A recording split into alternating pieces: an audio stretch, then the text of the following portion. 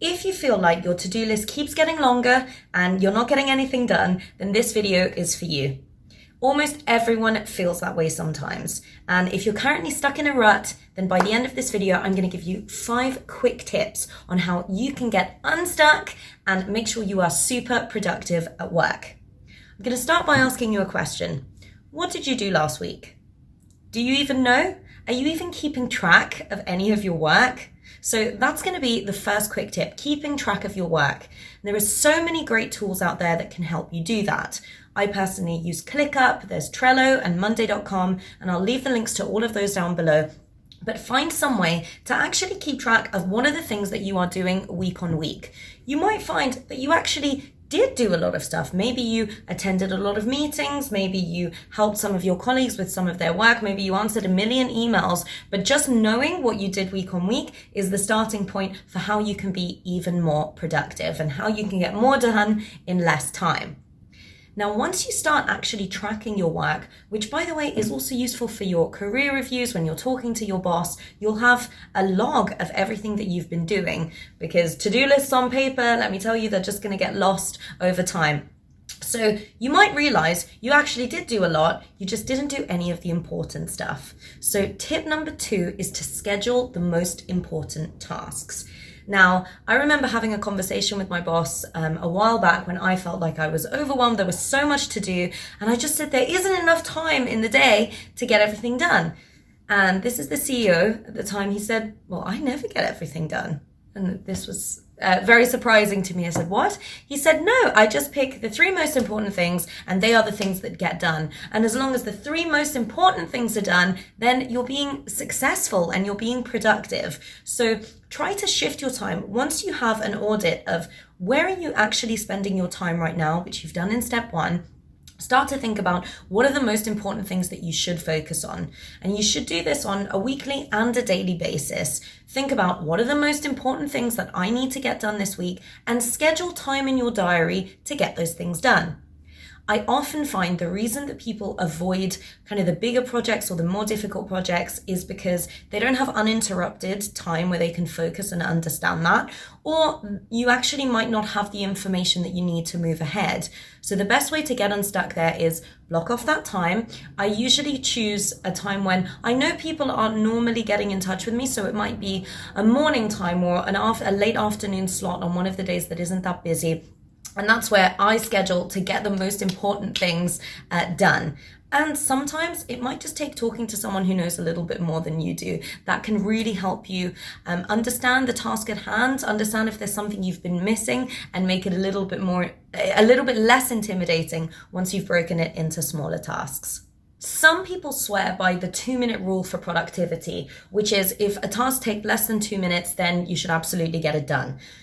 The problem with just taking that rule at face value is the fact that I could always have 2-minute tasks to get done. If you're working in a busy environment, there will always be a 2-minute task. So what is probably a better way of doing it, and I find works better for me, is batching certain tasks. So if you know you've got a lot of admin, do all of that admin together so you know that you're in that headspace. But block off the time. It could be an hour every week where you just get a lot of those 2-minute tasks done. You can still spend some time in the end of your day getting those tasks done, but I think it's way more important to schedule the most important pieces of work. Step number 3, you may also think that you're being unproductive because your work is not being recognized and you feel like you're not doing anything important. And I think in particular with remote working, it's much harder to provide visibility of your work because people can't actually see what you're working on. And this is super important if you want to progress, if you want to get promoted. You need to make sure that people know what you're working on and what you're delivering and how you're adding value. So spending a little bit of time, once you've gone through at the end of your week, audit what did I get done and what should I be communicating to my team? Maybe I found a solution for something that I can share with some of my team members. Maybe I can communicate to my boss that this is the project that I've been working on and ask them for some feedback for how I can continue to do better. And it may be that you have just achieved this really great milestone and you send out an email to some of the company or some of your team or some of your department. So making sure you're taking time to ensure your work is also recognized and visible across the business. That will make sure you're setting yourself up for success. And speaking of setup, having a clear, uninterrupted work environment to do your work. That's tip number 4. Don't work from your bed. You're not going to do good work there. Don't work from a cluttered desk, because a cluttered desk is going to be a cluttered mind. Clear up your workspace and also limit distractions. Get rid of your phone. If you want to be productive, it's so tempting. We know that we get a little hit of dopamine every time we get a notification. So your best bet is to turn off notifications on your laptop. Get rid of your phone to make sure that you can focus on the task at hand. Now, that's not to say this should be all consuming, that your work should be all consuming, but when you're working, you should be working. The fact that we can multitask really effectively is a complete myth. Our brains can only do one thing effectively at a time. So my 5th tip is setting boundaries for your time. No human can be productive for an unlimited amount of time. If you've got 8 hours that you're working during the day, work hard during those 8 hours with no interruptions. In fact, I think the estimates are that even in 8 working hours, most people are only productive for about 2 or 3. So there is a lot of space for improvement within that time.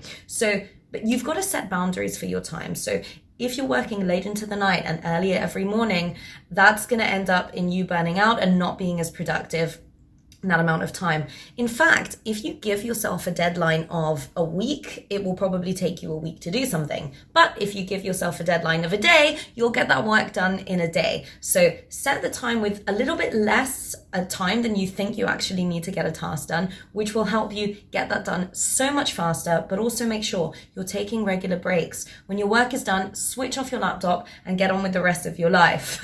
That will make sure that you're able to keep being productive day in, day out. Think about this. Have you ever been sick for a day? And when you were sick and you didn't work for that day, did the company grind to a halt? I'm going to guess not. So setting boundaries for your time, not just in the time that you're meant to switch off, but also while you're at work.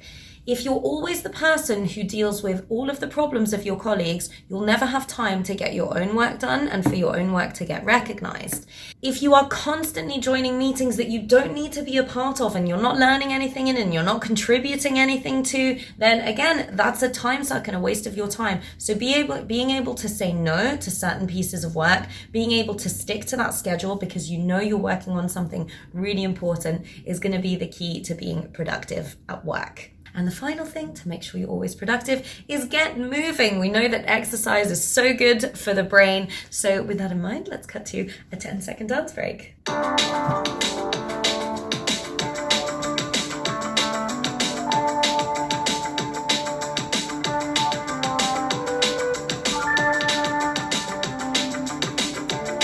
Let me know in the comments, what are some of the tips and tricks that you use to stay productive at work? I hope you found this helpful. My name's Eva Evangelou, career coach and customer success director, and I've got new videos on all things career every Friday. Thanks so much for watching and have a great week.